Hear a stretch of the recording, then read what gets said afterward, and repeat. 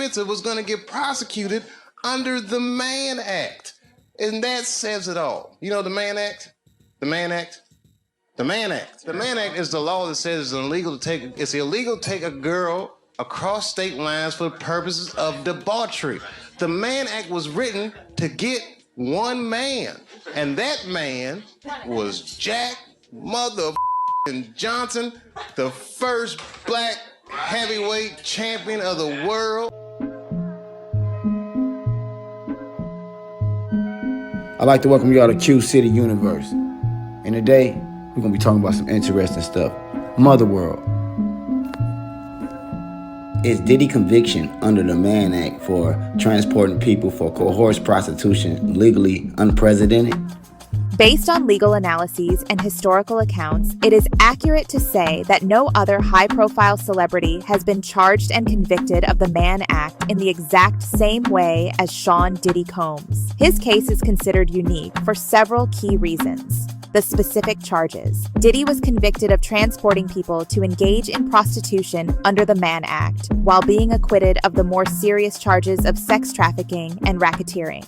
This mixed verdict is what makes his case legally distinct. The prosecution successfully argued that he coerced and pressured his victims into these acts, but the jury did not find the evidence sufficient to meet the higher legal standard for sex trafficking.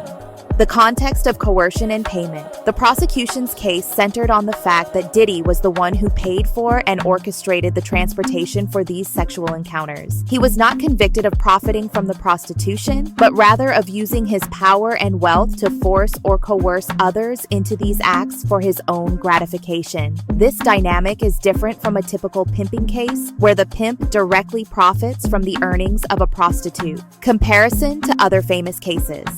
R. Kelly. While R. Kelly was also convicted of violating the Mann Act, his case was part of a larger, long-term criminal enterprise involving sex trafficking, racketeering, and child pornography. His conviction was for a systematic pattern of abuse, not just for a few specific instances of transport.